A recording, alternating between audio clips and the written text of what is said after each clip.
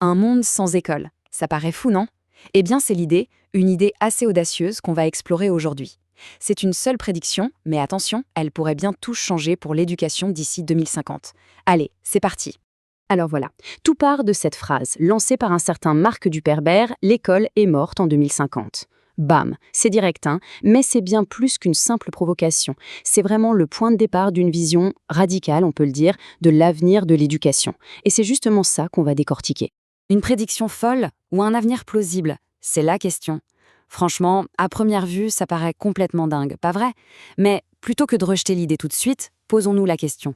Sur quoi ça repose au juste? Quelle pourrait bien être la logique derrière une idée pareille? La fin d'une institution aussi fondamentale que l'école?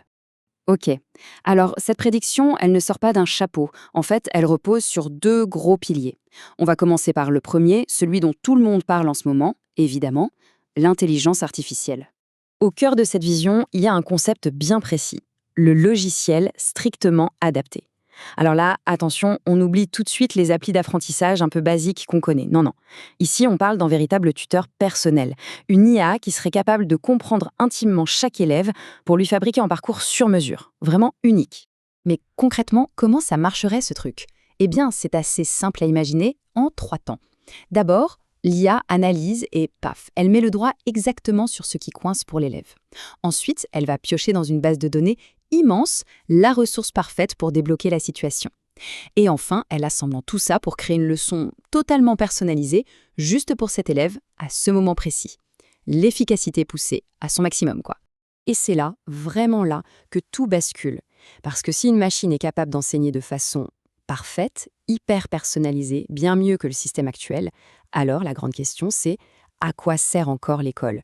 Du moins pour sa mission de base, celle de transmettre des connaissances.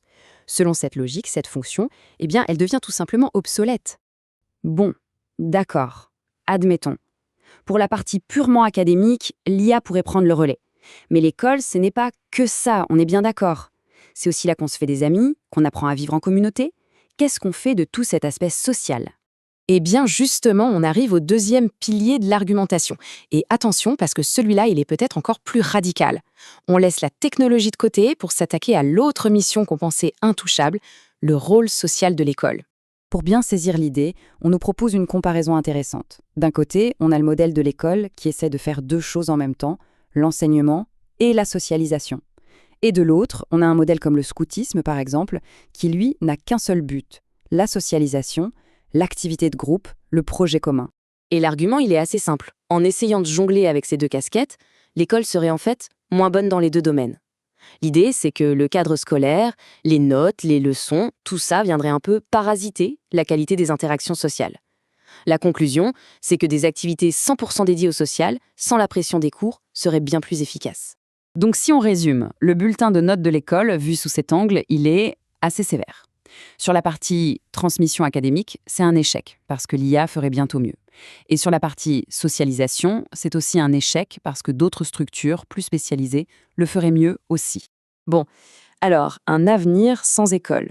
Si on met ces deux critiques bout à bout, l'échec de la transmission et l'échec de la socialisation, à quoi est-ce que ça pourrait bien ressembler, l'éducation, en 2050?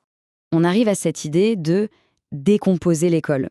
On casse le vieux modèle qui fait tout en un. À la place, on imagine un système éclaté. D'un côté, l'apprentissage des connaissances, géré par une IA super performante, à la maison. Et de l'autre, la vie sociale, qui se passerait dans des groupes spécialisés. Des clubs de sport, des assos culturels, bref, des endroits faits uniquement pour ça. Et on termine donc avec cette question, une question assez vertigineuse finalement. Si l'instruction et la socialisation sont vraiment plus efficaces quand elles sont séparées, est-ce que l'école, telle qu'on la connaît depuis des générations, a encore vraiment sa place? C'est la grande interrogation que soulève cette prédiction pour 2050. Ça laisse songeur.